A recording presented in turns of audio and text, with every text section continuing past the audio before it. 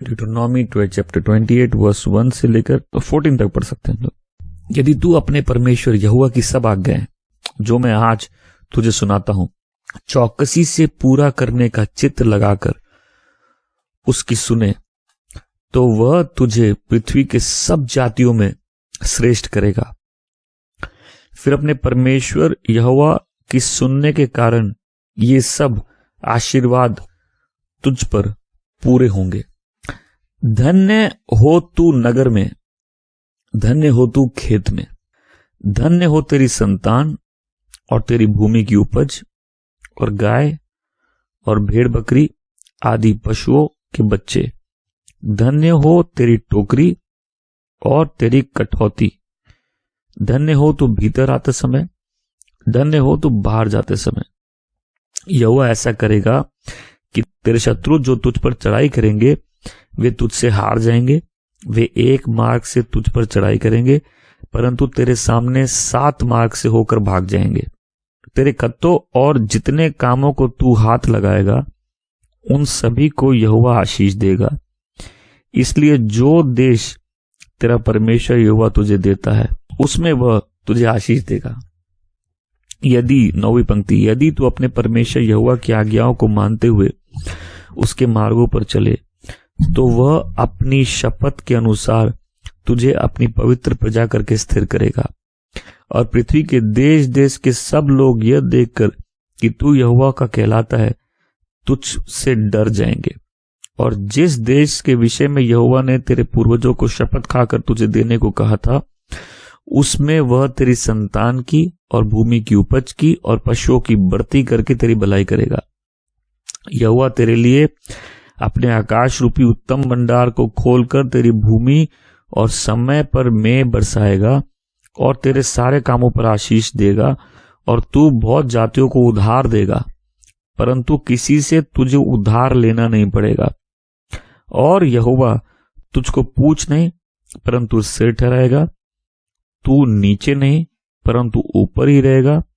यदि परमेश्वर यहोवा की आज्ञाएं जो आज तुझसे सुनाता हूं उनको मानने में मन लगाकर चौकसी करे, और जिन वचन के को आज मैं तुझे आज्ञा देता हूं उनमें से किसी से दाहिने व बाएं ना मुड़ने पाए, और पराये देवताओं के पीछे ना चले और ना उनकी सेवा करे। आमीन। जब परमेश्वर ने इंसान को बनाया, पहली चीज उसको ब्लेसिंग दी। पहले दूसरी कोई और चीज उनको कोई और बात नहीं बोली। पहली चीज उनको परमेश्वर ने क्या दी? पहली चीज उनको ब्लेसिंग दी कि आदमी को कहा तुम आशीषित हो, तुम फूलो फलो, तुम बढ़ो। पहली चीज आशीष दी। और पहली चीज जो आदमी ने कही वो क्या थी? आशीष। जहां आदमी परमेश्वर की उपस्थिति से निकलता, तो आज हम लोग जो पढ़ रहे हैं वो इजराइल की आशीषों के बारे में पढ़ रहे हैं जो परमेश्वर ने इजराइल से वाचा बांधी थी। बट उससे पहले, क्योंकि क्या ना, चर्च में पास्टर्स बड़ा डरते हैं ब्लेसिंग से और पैसे से। एक किस्म के चर्च ऐसे भी है जहां उनको डर लगता है जैसे पैसे अपने आप में पाप है और हम लोग को तो ब्लेसिंग कोई चाहिए नहीं भाई। मतलब जितनी ब्लेसिंग जीसस देते हैं वो सब आत्मिक है, शारीरिक और आर्थिक आशीष तो प्रभु यीशु देंगे ही नहीं, ऐसी कोई बात नहीं है। एक चर्च है जहां 4 हफ्तों में से 3 हफ्ते या 4 हफ्ते खाली पैसे और ब्लेसिंग, जैसे उद्धार कुछ होता ही नहीं है। एक चर्च है जहां डर लगता है भाई, मतलब ऐसे लोग एपोलोजेटिक का वो भी बना लेते हैं, कोई ब्लेसिंग के बारे में बता भी दे तो फिर उसको दिन भर क्रिटिसाइज करते हैं। क्यों? क्योंकि झूठा गॉस्पल भी है, प्रॉस्पेरिटी गॉस्पल, लेकिन प्रॉस्पेरिटी के डर से कोई ये नहीं बताया कि सही में परमेश्वर अपने लोगों को ब्लेस करते हैं। ना अब्राहम गरीब था, ना आदम गरीब था। तो हम लोग पैसे से डरते हैं, पैसे से नहीं डरना है। और पैसा खाली ब्लेसिंग नहीं है, ब्लेसिंग बहुत सारी चीजें है। ब्लेसिंग वो लाइफ है जहां परमेश्वर की उपस्थिति हो।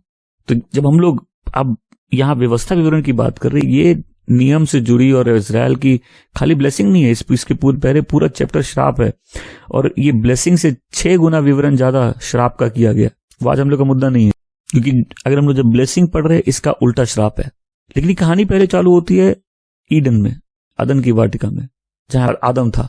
जब वो वहां था, वो परमेश्वर की उपस्थिति में था। परमेश्वर ने पहली चीज जो आदम और हवा को दी वो थी आशीष। जहां उसने पाप किया वो गार्डन से बाहर फेंकता। और क्या होता है कि फूल तो सबको पसंद है, कांटे किसी को पसंद नहीं है। अब नेचर कोऑपरेट नहीं करेगा तुम्हारे साथ, सब चीज डिफिकल्टी से होगी। अब खाने के लिए स्ट्रगल करो, तो औरत और आदमी दोनों के स्ट्रगल बढ़ गए। जो पहले स्ट्रगल नहीं था, ब्लेसिंग में स्ट्रगल नहीं होता है। तो ये जो ब्लेसिंग वापस परमेश्वर फिर अब्राहम को बुलाते हैं, और अब्राहम को परमेश्वर अपना घर छोड़ने बोलते हैं, अपना कुटुंब छोड़ने बोलते हैं, अपना देश छोड़ने बोलते, छोड़ता है। अब्राहम इतना ब्लेस्ड आदमी होता है कि लूट भी अब्राहम के साथ आता है, वो भी ब्लेस्ड हो जाता है। ब्लेसिंग पाने का सबसे इजी तरीका है जो आशीषित लोग हैं उनकी संगति। साउल एक भविष्यवक्ता नहीं था, लेकिन वो नबियों के बीच में जाके वो भी भविष्यवाणी करने लग गया। तो इजराइल वाले बोलने लगे, कहावत हो गई कि साउल कब से भविष्यवक्ता हो गया। क्यों? वो आदमी भविष्यवक्ताओं के बीच में जब चला गया, उन लोगों के ऊपर जो ब्लेसिंग थी वो भी उसके ऊपर आ गई।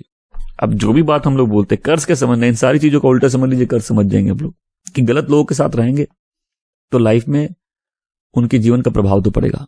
जब हम सफरिंग के मुद्दे पे आते हैं, सफरिंग लाइफ में ऐसी चीज है ना कि आप खुद, कई लोग अपने गलतियों के कारण सफर नहीं कर रहे, जिनसे जीवन जुड़ा है उनकी गलतियों के कारण सफर कर रहे हैं। तो आप भले जितना अच्छा जीवन जीना चाहे, दूसरों की गलती के कारण आप सफर करते हैं, या मैं सफर कर सकता हूं। तो जब ये आदम और हवा परमेश्वर की उपस्थिति में थे, वो परमेश्वर की आशीषों में थे, आशीष से बाहर निकली। अब एक जनरल कर्ज था कि अब पृथ्वी तुमको कोऑपरेट नहीं करेगी, लेकिन उसके ऊपर भी जब परमेश्वर का कर्ज किसी पे होता है उसकी लाइफ बहुत डिफिकल्ट हो जाती है। अब ये कोऑपरेशन का नहीं है।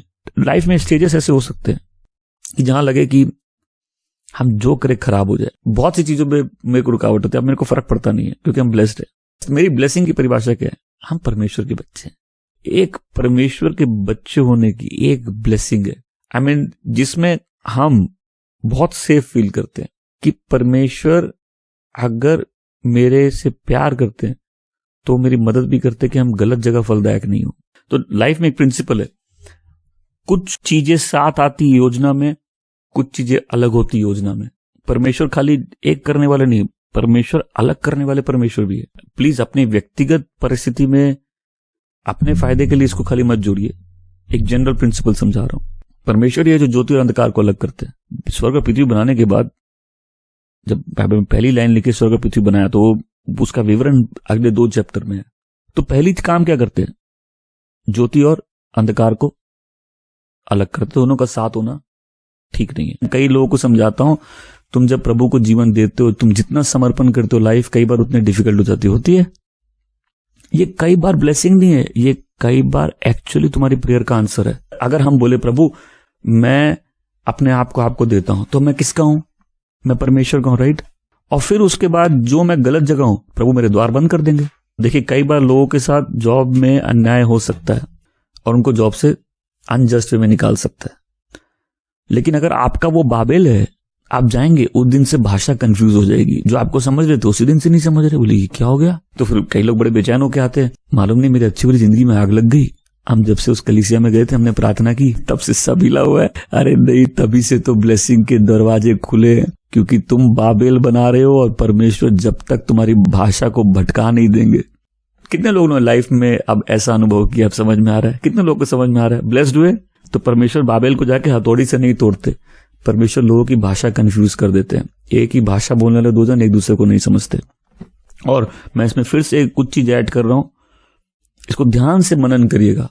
कई बार जब परमेश्वर भाषा चेंज कर देते हैं, आप जितनी प्रेयर कर लीजिए, तकलीफें और बढ़नी है, तकलीफें ठीक नहीं होनी। मैं इसके चिन्ह देता हूं। आप सालों से प्रेयर कर रहे हैं, आपने फास्टिंग कर लिया, आपने प्रेयर कर लिया, आप जितनी फास्ट करते उतनी तकलीफ बढ़ती है। इसका मतलब है परमेश्वर ने बाबेल बर्बाद कर दिया।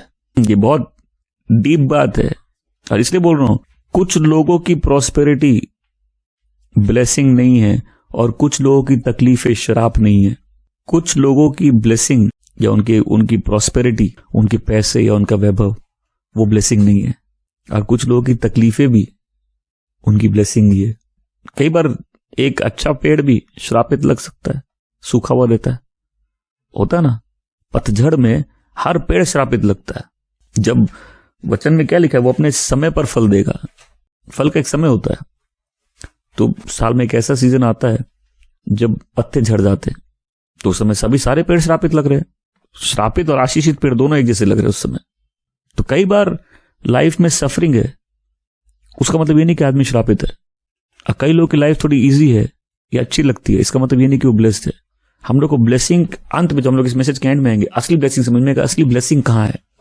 तो ये ब्लेसिंग और कर्ज का जो सिस्टम होता है, इस सिस्टम किस लिए? सबसे पहले कि परमेश्वर की आज्ञा मानने वालों के लिए एक रिवॉर्ड है। हम और आप स्वर्ग में अपने कामों से नहीं जाएंगे। जो भी स्वर्ग प्रवेश करेगा, entry is by the blood of Jesus. यहां बहुत से लोग बैकस्लाइड होकर थक गए, और आपके जैसे पांव में चक्के लगे हैं, स्लाइड होकर नीचे आ रहे हैं, फिर बड़े कठिनाई से चढ़ रहे हैं। तो आप अपनी बैकस्लाइड से परेशान हैं। फिर आपको लगता है कि हम अब ऊपर कैसे जाए। आप कभी भी कमा के प्रभु का फेवर जीत नहीं सकते। सबसे पहले याद रखिए, उद्धार यीशु के लहू से मिलता है। मेरे अंदर कुछ ऐसा नहीं जो मैं अपने आप को बचा सकता हूं। मेरे अच्छे काम रद्दी के समान है। इस गॉस्पल को कभी भी नहीं भूलना है। बिकॉज एक आदमी जो हो सकता है कलीसिया में सबसे पवित्र जीवन जी रहा, अगर उसको घमंड है अपने कामों पे, उसका जीवन खतरे पे है। और वो व्यक्ति जो सबसे कमजोर है और उसका भरोसा प्रभु यीशु पे है, वो सबसे सेफ है। ये विश्वासी जीवन में काम है, अच्छे काम, ये मेरे रिश्ते का फल है।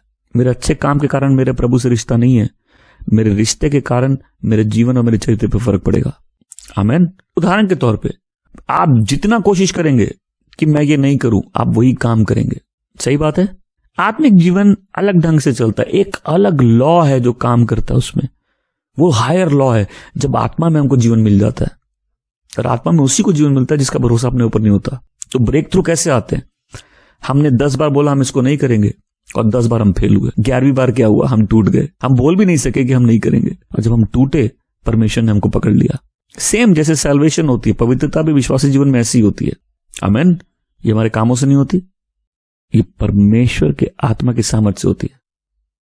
आमीन। तो बदलाव ऐसे ही आते हैं।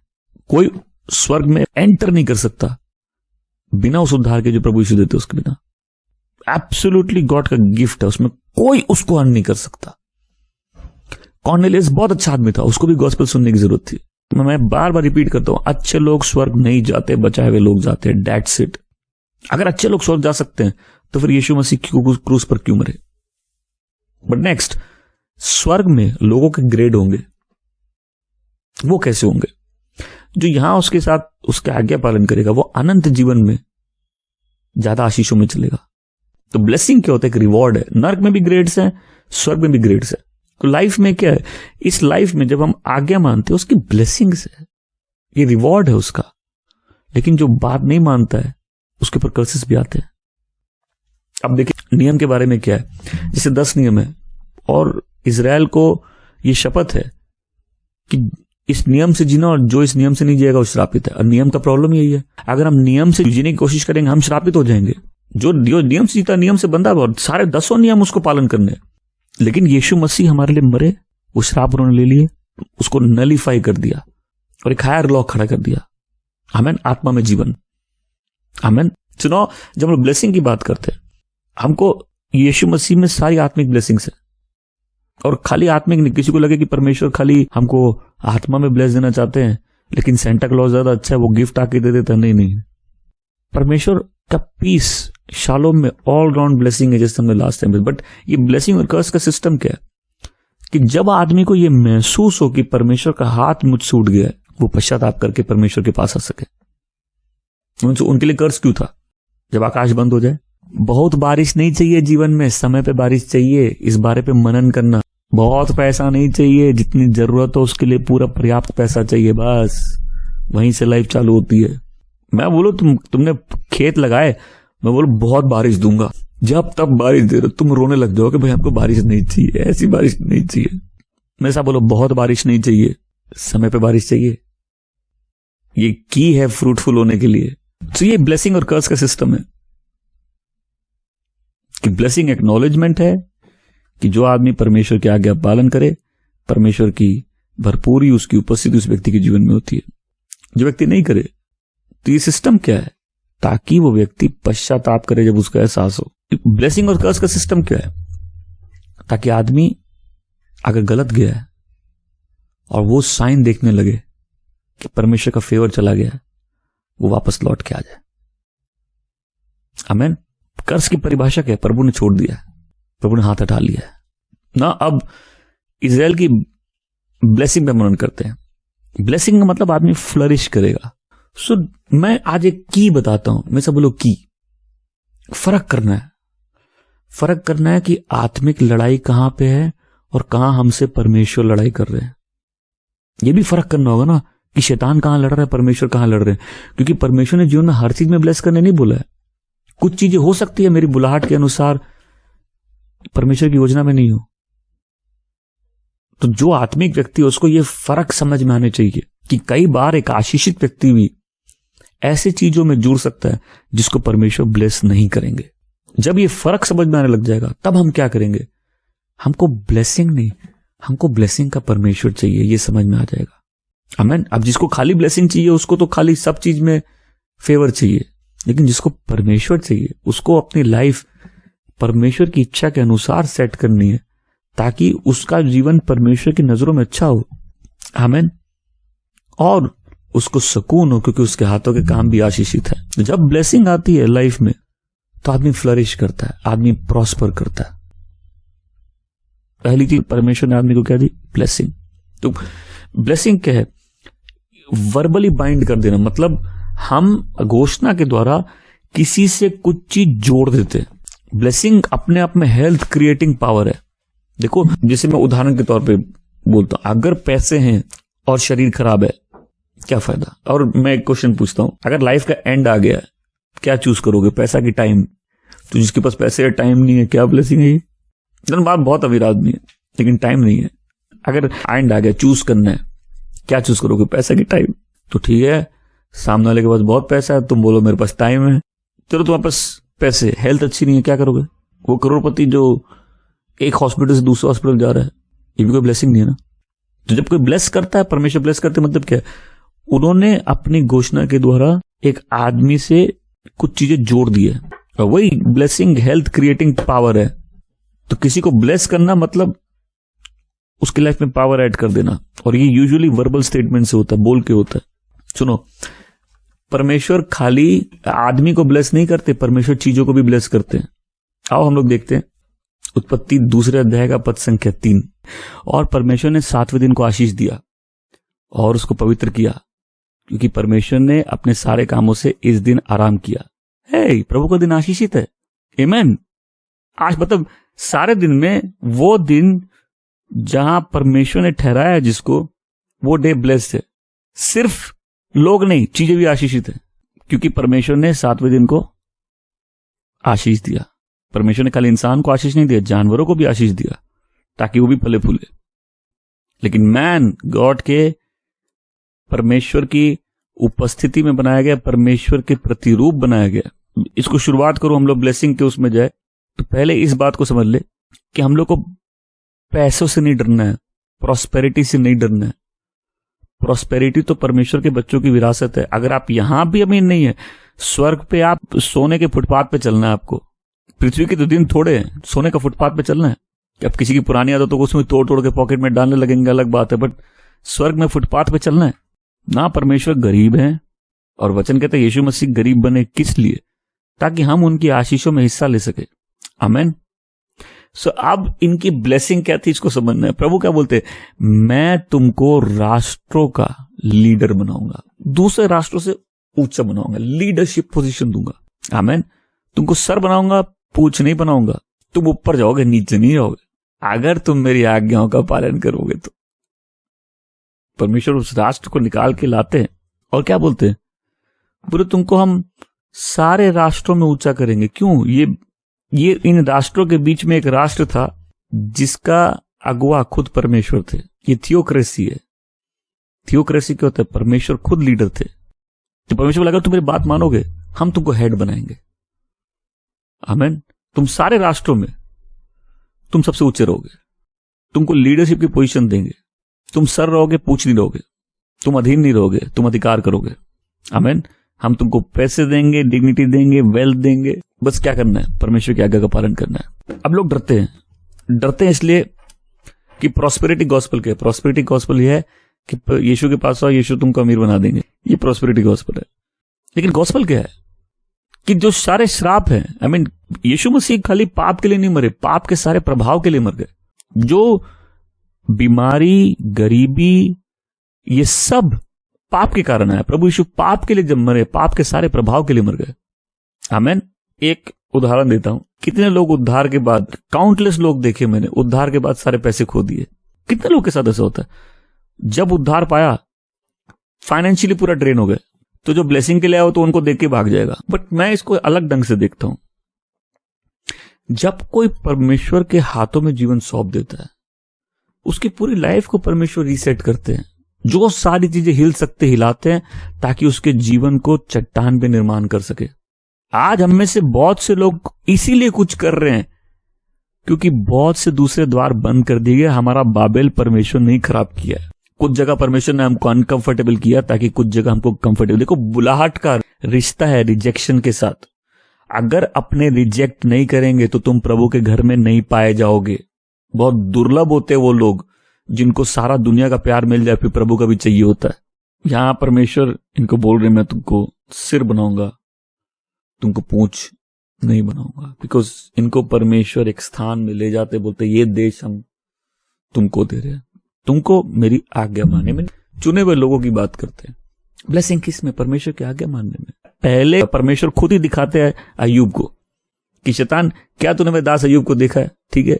फिर शैतान की नपुंसकता उसमें दिखती है कि हम इसको कुछ कर ही नहीं सकते। ना हम इसके फाइनेंस छू सकते हैं, ना हम इसके घर को छू सकते हैं, ना हम इसके बच्चों को छू सकते हैं, ना हम इसकी हेल्थ को छू सकते हैं।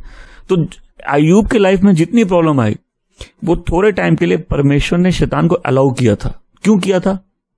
क्योंकि शैतान ने परमेश्वर की हुजूरी में बोला था, ये आदमी सिर्फ ब्लेसिंग के कारण आपकी आराधना करता है, ब्लेसिंग हटाइए, देखिए ये श्राप देगा। मेरे लिए स्टोरी वहीं खत्म जब उसकी पत्नी उसको बोलती परमेश्वर को श्राप दे और मर जा। बिकॉज इन द एंड शैतान ने यही आरोप लगाया था। तो जब हम देखते कितने लोग प्रभु को जीवन देते हैं उसके बाद तकलीफों से गिर जाते हैं। तुम अपने विश्वास में कितने बने हुए हो, ये परिस्थितियां, ये तो कई लोगों के ऊपर ये प्रताड़न है, टॉर्चर है। और परमेश्वर ने बोला ठीक है करो, ये तुमको अलाउड है इस सीजन के लिए। देख, मैं ऐसा बोलो, सीजन, कोई भी चीज, कोई भी प्रॉब्लम जिंदगी भर नहीं चल सकती, क्योंकि हर चीज के लिए मौसम बना है। हम लोग जिस भी सिचुएशन में गए, जिंदगी भर नहीं चल सकती। हर चीज का एक सीजन है। एक टाइम में शैतान को भी छोड़ के जाना पड़ता है। अभी जैसे कुछ लोग प्रभु में आए हैं, अभी देखिए क्या होता है। किसी का पति उसको तंग करेगा, किसी की फाइनेंशियल प्रॉब्लम होगी, और ये मेंटल टॉर्चर लेके हर बार अकेले बैठ के सोचना पड़ेगा। और फिर आदमी एक ही कंक्लूजन में आया, नहीं है, प्रभु को नहीं छोड़ेंगे। और उस सीजन में क्या होगा? उस सीजन में प्रभु बहुत सी चीजों को लाइफ से अलग कर देंगे। मैं पति और पत्नी की बात नहीं कर रहा, बट उस सीजन में प्रभु बहुत कुछ जीवन से शुद्ध कर देंगे। आमीन। बट दूसरे एंगल से देखो कि शैतान क्या कर सकता है अगर आदमी अगर घिरा हुआ है। तो उस घिरे हुए की इस ब्लेसिंग का मतलब समझो कि अगर कोई व्यक्ति आशीषित है, वो अपने आप ऊपर आ जाएगा, वो अपने आप लीडरशिप पोजीशन में आ जाएगा। बोलो उदाहरण, यूसुफ जेल में लीडर, पोटीफर के घर में लीडर, राजमहल में लीडर। आमीन। तुम पूछ नहीं बनोगे, तुम सिर बनोगे। तो प्रभु क्या बोले, हम तुमको आगे रखेंगे, ये ब्लेसिंग है तुम्हारी। फिर दूसरी पंक्ति में कि तुमको ब्लेसिंग ओवरटेक कर लेगी। ये भाई कितनी स्पीड होगी ब्लेसिंग की कि कुछ लोगों के श्राप उनको ओवरटेक कर लेते हैं, कुछ लोगों की ब्लेसिंग उनको ओवरटेक कर लेती है। वचन कहता है कुछ लोगों के पाप समय से पहले परमेश्वर के पास पहुंच जाते। भाई अब इसका हिसाब कर दो। तुम देखो दुष्ट लोग अचानक से मर जाते हैं। आप दुष्ट को देखो, एक सीजन में लगेगा ऐसा कुछ हो ही नहीं सकता, नेक्स्ट सीजन में गायब। और दुष्ट खाली गायब नहीं होता, उसकी स्मृति भी चली जाती है। एक सीजन में लगता तो कोई रोक नहीं सकता, उसके पाप उसको ओवरटेक कर लेंगे। तो कुछ लोगों के पाप, बुरे काम परमेश्वर के पास उसकी स्मरण चली जाती है। कुछ लोग के अच्छे काम, कॉर्नेलियस, उसके अच्छी चीजों की स्मरण परमेश्वर के पास चली गई, उसकी खुशबू चली गई, उसकी भेंटों की। आमीन। परमेश्वर बोले इस आदमी के पास गॉस्पेल भेजो, ये परमेश्वर के मार्ग का खोजी है, इसको बताओ सल्वेशन का क्या तरीका है। यीशु मसीह, अच्छे लोग स्वर्ग नहीं जाते, बचाए हुए लोग जाते। मैं साथ फिर से बोलेंगे, अच्छे लोग स्वर्ग नहीं जाते, बचाए हुए लोग जाते। आमीन। तो वो तो ब्लेसिंग तुमको ओवरटेक करेगी, मतलब वो ब्लेसिंग तुम्हारी लाइफ में ओवर पावर कर लेगी। आमीन। तुम्हारी लाइफ के हर एरिया में वो ओवर पावर कर लेगी। और इसलिए मैं बोलता हूं, कमाना है ब्लेसिंग कमाओ। देखो, कमाना है तो ब्लेसिंग कमाओ। मैं फिर से उदाहरण दे रहा हूं, सुन लीजिए। माँ बाप की आशीषें भी फ्री में नहीं मिलती। अगर वो फ्री में आहे देंगे वो भी काम की नहीं है। जो बच्चा माँ बाप के साथ ठीक रहता है, माँ बाप का दिल जीतता है, माँ बाप उसको आशीष देता है, वो लगती है। उदाहरण के तौर पे घर में वो बच्चा देख लो जिसको तुम आरोप लगाते हो कि माँ बाप का फेवरेट है। कुछ लोग में माँ बाप सही में पक्षपात करते हैं कुछ घरों में, बट कुछ घर में जो बच्चा गलत है वो आरोप लगाएगा, आप उसके साथ पक्षपात। लेकिन देखो, ब्लेसिंग उसी बच्चे के पास जानी है। तुम देखोगे उस बच्चे के काम ऐसे ही बन जाएंगे। कितने लोग ऐसे बता सकते हो, उस बच्चे के काम ऐसे ही बन जाएंगे। और जिस बच्चे ने माँ बाप को तंग किया, उनकी हाय खाई है, उनको लाइफ में एक चीज दिखेगा, हम जो करते हैं बनता ही नहीं है काम। सो ब्लेसिंग इससे फ्री में नहीं मिलती। ब्लेसिंग कमाओ। ऐसा बोलो ब्लेसिंग कमानी है। आमीन। अब हम अच्छा कुछ करे, 2 दिन में हार मान ले, ऐसे ब्लेसिंग नहीं होती। अच्छा करने में हार नहीं मानना, ये प्रिंसिपल होता है। तुम जो सही कर रहे हो, तुम सही में डटे रहो। एक सीजन भी आएगा डिफिकल्टी का, उसमें भी तुम्हारी ही जय होगी। आमीन। अच्छा करने में, क्योंकि कुछ लोग थोड़ी प्रॉब्लम आती है। अब बीच में एक चर्च का मेंबर बहुत कठिनाई आई, बोला प्रभु हमको क्यों छोड़ो उस कठिनाई में, और बैक साइड करके अब उसका जॉब वॉब सब कुछ वापस आ गया। अब क्यों नहीं आए प्रभु के पास। और कुछ लोग हैं जिनको प्रभु को जीवन देने के बाद या प्रभु के वचन सुन के समर्पित करने के बाद लाइफ में कुछ तकलीफें आ रही है। अरे एक फेज है, टेस्टिंग चल रही है, कि जिंदगी भर का समय नहीं है। आमीन। ऐसा व्यक्ति ब्लेस्ड होकर निकलेगा, ये चट्टान पे स्थापित होकर निकलेगा। तुम्हारी ब्लेसिंग तुम ओवरटेक कर लेगी। आमीन। और ब्लेसिंग एक ही जगह, हम लोग एंड में जब आएंगे, एक ही जगह वो ब्लेसिंग, जब हम परमेश्वर के लोग के रूप में स्टैब्लिश होते। तुम परमेश्वर के नहीं हो तो परमेश्वर की आशीषें कैसे तुमको मिलेगी। हम कुछ लोग आते इसलिए ना, हम चर्च आ रहे हैं हमारे काम बन जाए। अरे यहां सारे काम खराब हो गए, तुमको काम बनाने की बात है। हमारे सारे खराब हो गए, जिंदगी खराब हो गई, हम बन गए। अब मैं बोलता हूं भाई, हम अपनी कड़वाहट में कई लोग जलन कर लेते उन लोग से जो प्रभु के साथ सीरियस भी नहीं है, ब्लेस्ड हो जाते, और तुम उनसे अपनी कंपैरिजन करते हो। तुमको ब्लेसिंग की परिभाषा ही नहीं मालूम, उनके ऊपर परमेश्वर का हाथ है ही नहीं। तो हमने देखा ना, कई चर्चेस में कुछ लोग आते सीरियस भी नहीं है, प्रभु को जीवन भी नहीं दिया है, लेकिन उनके सारे काम बन जाते आते ही। ऐसे मिरेकल वाले चर्चेस होते हैं, राइट। फिर एक सच्चा विश्वासी जिसने प्रभु को जीवन दिया, एक फेज से जा रहा है जहां परमेश्वर उसको अपने करीब ला रहे हैं, उसको ब्लेसिंग का मतलब समझा रहे, लाइफ का मतलब समझा रहे। वो अपनी कंपैरिजन उससे करेगा, उसका देखो बोलो उसको सब काम बन रहा है, हमारा कुछ नहीं बन रहा, ब्लेस तो वो है। ऐसा आदमी, वो आदमी अगर उसको जो मिरेकल और वो मिल रहे हैं जहां बंद होंगे, वो तुरंत प्रभु को छोड़ के भाग जाएगा। और ये दूसरा आदमी थोड़ा समय सफर करेगा, लेकिन बाद में प्रभु के व्यक्ति होकर स्टैब्लिश होगा। फिर तीसरे पंक्ति में क्या लिखा है कि तुमको हम ज्योग्राफिकल प्रोटेक्शन देंगे। मतलब तुम खाली घर में सेफ नहीं हो, तुम बाहर भी सेफ हो। कितने लोग एक्सीडेंट से मरते हैं। अपने ही विषय में बोलता हूं, प्रभु यीशु ने क्या कहा, मैं पृथ्वी की छोर तक तुम्हारे साथ हूं। मतलब उस ब्लेसिंग में क्या है, एक पहली चीज हमने देखा कि उस ब्लेसिंग में क्या है, लीडरशिप। दूसरी चीज हम क्या देखते हैं, उस ब्लेसिंग में सिक्योरिटी है, और वो सिक्योरिटी कवर कहां है, पूरे पृथ्वी में फैला हुआ है। तुम घर में ब्लेस्ड हो, तुम बाहर ब्लेस्ड हो, तुम्हारी सिक्योरिटी वर्ल्ड वाइड एक्सटेंडेड है। हम सोच नहीं सकते उस प्रोटेक्शन के बिना ट्रेवल करना। प्रभु बोले तुम इंडोर और आउटडोर दोनों जगह प्रोटेक्टेड हो। तुम काम से जाओ, घर के काम से जाओ, तुम प्रोटेक्टेड हो। तुम खेत में हो, तुम प्रोटेक्टेड हो। तुम घर में हो, तुम प्रोटेक्टेड हो। तुम बिजनेस में हो, तुम प्रोटेक्टेड हो। तुम सेफ हो, अपनी सारी जर्नी में सेफ हो। तो अपने आने अपने जाने में ब्लेस्ड हो। आमीन। जो जाल फंसा के रखा है वो अपने जाल में खुद फंस जाएगा, जो गड्ढा खोदा है वो अपने गड्ढे में खुद गिर जाएगा। तुम ब्लेस्ड हो। आमीन। जहाज डूब जाएगा लेकिन तुम पहुंच जाओगे, तुम ब्लेस्ड हो। आमीन। नेक्स्ट, तुम्हारी कोख आशीषित है, तुम्हारे जानवरों की भी कोख आशीषित है। तो नेक्स्ट प्रॉस्पेरिटी कैसे देंगे कि तुम्हारी पीढ़ियां ब्लेस्ड है, तुम्हारे जानवर भी। अब्राहम को यही प्रॉमिस किया था ना कि तुम्हारे वंशज इतने होंगे कि वो पूरे पृथ्वी में फैल जाएंगे, राइट। तो कैसे होंगे, तारों की तरह अनगिनत होंगे। बोल कमाल करते, एक बच्चा नहीं हमारा। फिर खाली ब्लेसिंग बच्चे नहीं होते, बच्चे भी हेल्दी होंगे। तुम्हारे भेड़ बकरी, उसका भी विस्तार होगा। फिर पद संख्या 7 में आप देखो, कहीं भी ये नहीं है कि दुश्मन तुमसे लड़ेगा नहीं। तो इस लाइफ के इस प्रिंसिपल को समझो कि परमेश्वर मेरे साथ है, इसका मतलब लड़ना पड़ेगा नहीं, ऐसा नहीं होता है। कई लड़ाई तुम इसीलिए लड़ रहे हो क्योंकि परमेश्वर तुम्हारे साथ है। इसको ऐसा समझो, लोग बोलेंगे अरे यीशु नाव में थे और तूफान आ गया। अरे तूफान आया इसलिए कि यीशु नाव में थे, हाय तुम पे अगर तुम्हारे नाव में यीशु नहीं है तो। कई लड़ाई हम लाइफ में लड़ ही रहे हैं इसीलिए क्योंकि नाव में यीशु है। तो तुमको प्रोटेक्शन लड़ाई से नहीं है, तुमको गारंटी जीत की है। अगर तेरा दुश्मन भी तेरे विरुद्ध खड़ा होगा, वो हारेगा। और कैसे हारेगा? उसको शर्मिंदा होना पड़ेगा। हम इसको अलग ढंग से, मेरे ढंग से समझना है जैसे चीजें समझा रहे, हम ऐसे देखते। प्रभु को किसी का नाश करना होता है, बोले मेरे उस बच्चे को पिटाई दो ना, एक बार उससे लड़ो। इसलिए प्रभु बोले इजराइल मेरे आग की पुतली है, मेरा अभिषिक्त को मत छुओ। फिर फिरौन को बोलते इसको छुओ, फिर फिरौन का नाश कर देते, मिस्र के सारे देवताओं का नाश कर देते। मेरी समझ में परमेश्वर के बच्चों से लड़ना बहुत खतरनाक चीज है, डेंजरस चीज है। लोगों को ऐसे नहीं होना चाहिए क्योंकि प्रभु यीशु ने खुद कहा अच्छा है तो ये लोग जन्मते नहीं।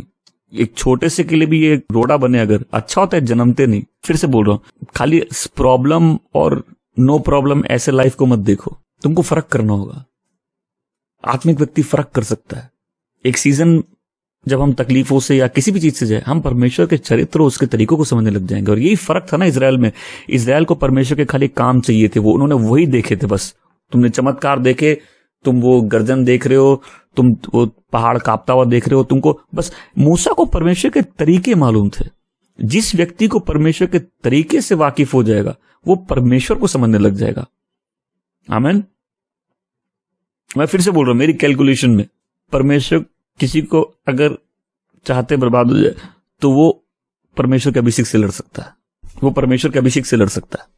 तो यहां क्या गारंटी है? गारंटी है कि तुम्हारी लड़ाई नहीं होगी? नहीं, गारंटी है कि अगर तुम्हारे विरुद्ध शत्रु खड़ा भी हो जाए, शत्रु को शर्मिंदा होना पड़ेगा। वो एक रास्ते से आएगा, 7 रास्ते से भाग के जाएगा। मतलब वो शर्मिंदा होके जाएगा, वो पूरा बर्बाद होके जाएगा। अरे किसी को तो समझ में आया, गलत जन से लड़ लिए। नेक्स्ट, तुम्हारे हाथ के काम आशीषित रहेंगे, तुम्हारी जरूरतें पूरी होंगी। तुम्हारी टोकरी में सब लोग टोकरी, खाने के लिए 5000 से ज्यादा लोग बैठे थे और 2 मछली और 5 रोटी थी। तुम बोलोगे चमत्कार था, 5000 या 20,000 लोगों को खिलाया। अरे नहीं, इतना तक नहीं था चमत्कार। उसके बाद जो 12 टोकरी भर के एक एक जन अपनी टोकरी उठा के लेके गया है, एक एक चेला, वो असली चमत्कार, कंप्लीट चमत्कार वहां है। आमीन। कि परमेश्वर ने इतना मल्टीप्लाई किया कि उसके बाद टोकरी भर गई। और यहां स्टोर हाउस की बात हो रही है। मतलब जनरली उस समय अंडरग्राउंड स्टोर हाउस, अंडरग्राउंड लोग अपना वो करता, अंडरग्राउंड भी तुम्हारा स्टोर हाउस भरा रहेगा।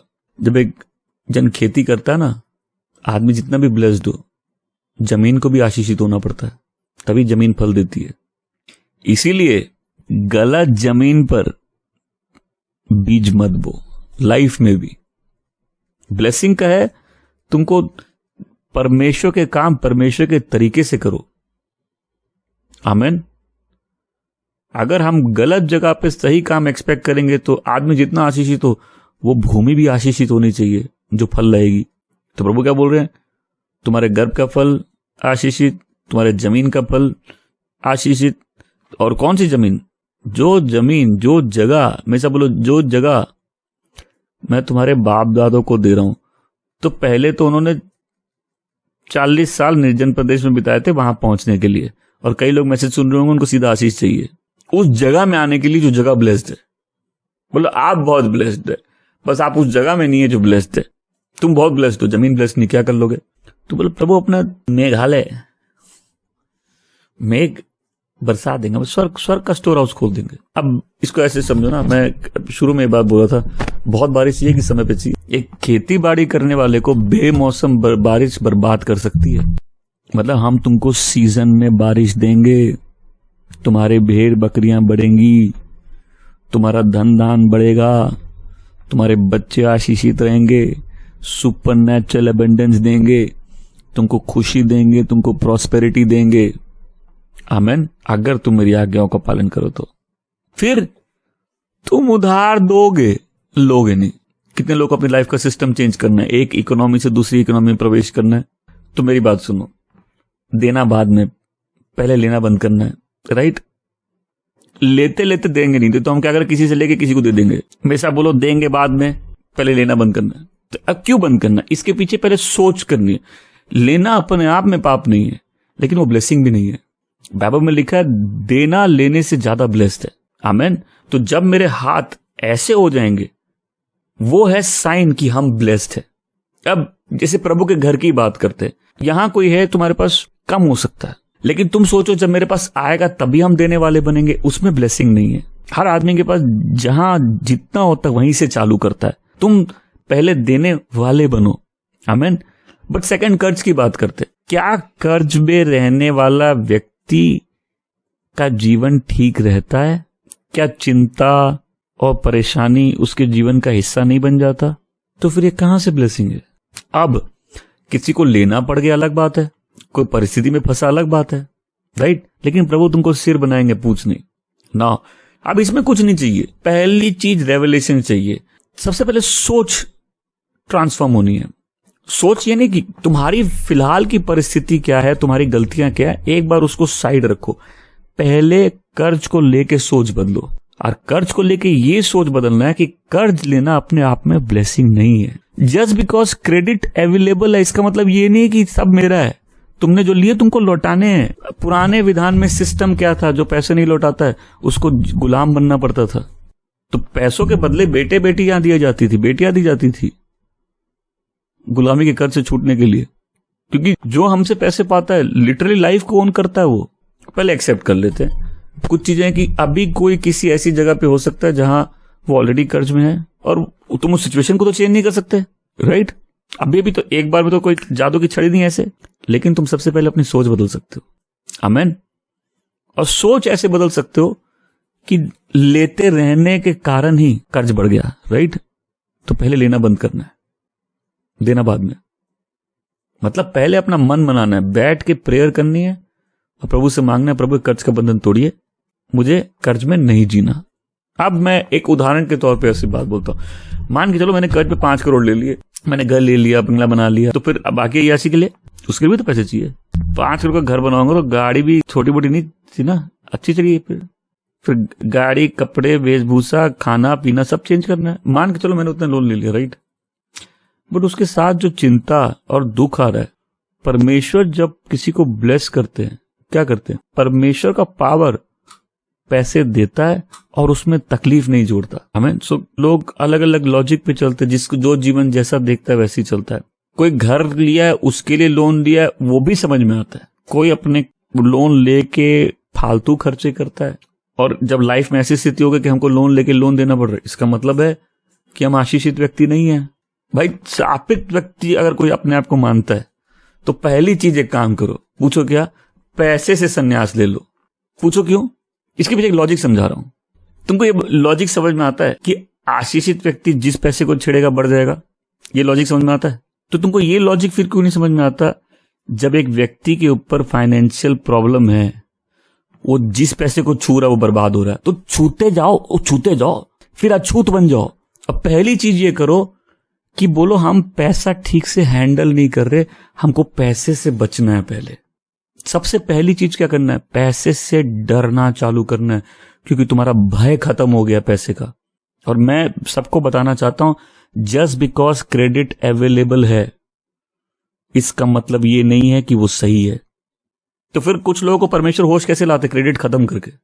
कुछ लोग रो रहे हैं कि हमको अब पैसा देगा कोई नहीं, तुमको परमेश्वर बचा रहे हैं, क्योंकि जब तक तुमको मिलेगा तुम लेते रहोगे, जब तक एक बार तुम तड़पना चालू नहीं करो और पहले पैसे से तौबा ना कर लो। अगर तुम पैसा छू रहे हो, पैसा बर्बाद हो रहा है, पैसा छूना बंद करो, क्योंकि तुम जिस पैसे को छूओगे बर्बाद हो जाएगा। फिर तुमको क्या चाहिए? सेकंड चीज, सीरियस फास्टिंग प्रेयर चाहिए। प्रॉब्लम क्या है? अगर मेरा पिता मुझे गलत जगह में प्रॉस्पर होने दे वो कैसा पिता है? अगर हम हट करेंगे तो परमेश्वर छोड़ सकते हैं, फिर क्या होगा, हम अपने जीवन खुद बर्बाद कर लेंगे। इसलिए मैं बोल रहा हूं आज पूरे मैसेज को 2 बार 3 बार 5 बार सुनना। मैंने बहुत सी बातें बोली है, ये जो भाषाएं बिगड़ जाती है ना, ये कई बार बाबेल बर्बाद किए जा रहे हैं। हम लोग परमेश्वर से उस जगह आशीष मांग रहे हैं जहां परमेश्वर देना नहीं चाहते। और मैंने एक और चीज देखी है, मैं बता देता हूं, घमंडी लोग लाइफ में कभी आगे नहीं बढ़ते, वो और पतन पे जाते हैं। अब घमंड क्या है?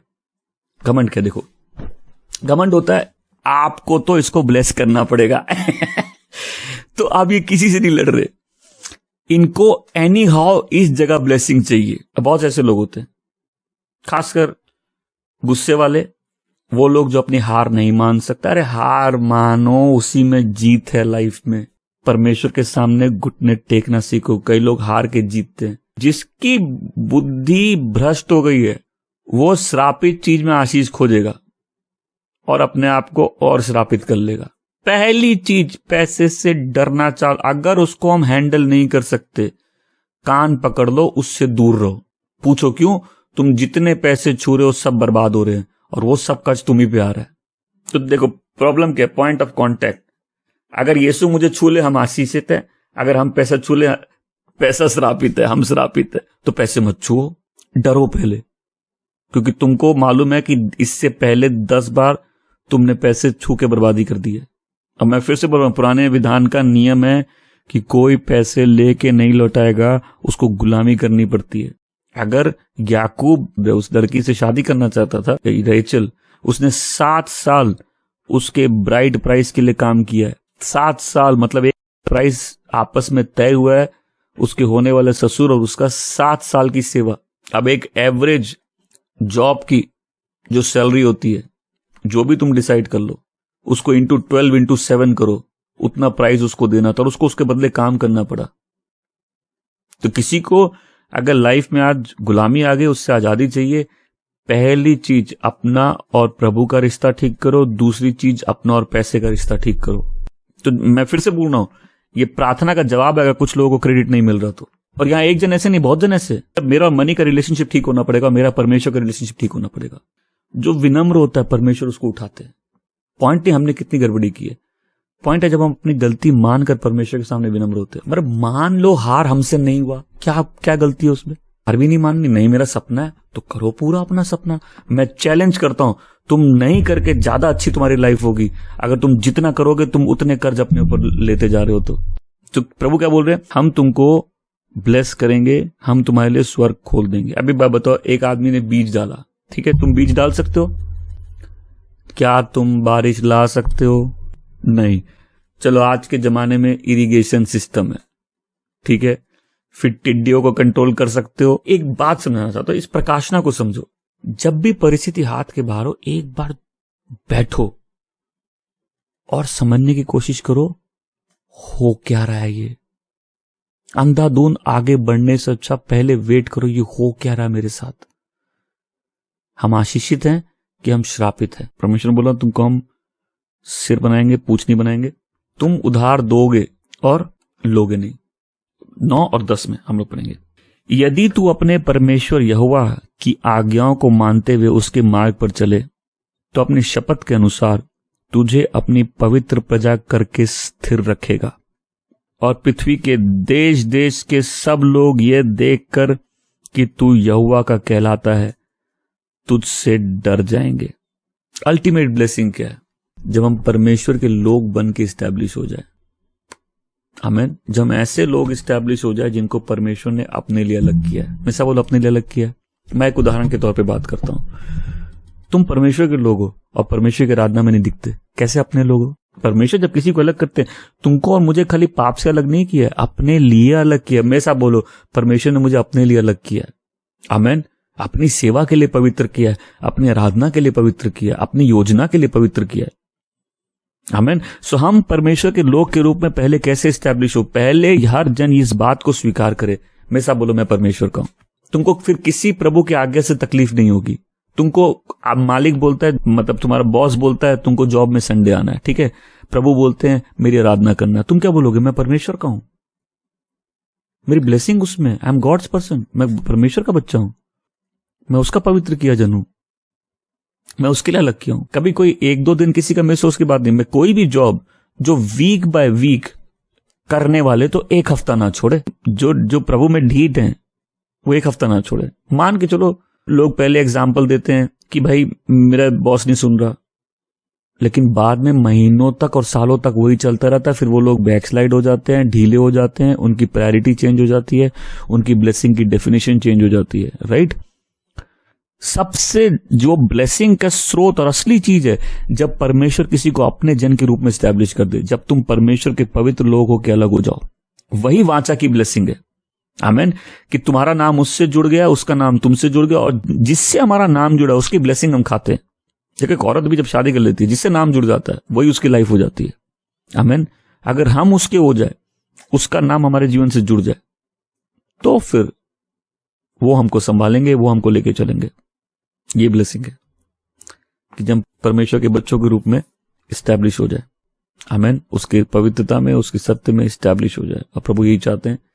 बिकॉज मैं फिर से बोलता हूं, बैकस्लाइड की परिभाषा पाप नहीं बोलूंगा मैं, बहुत ध्यान से सुनना।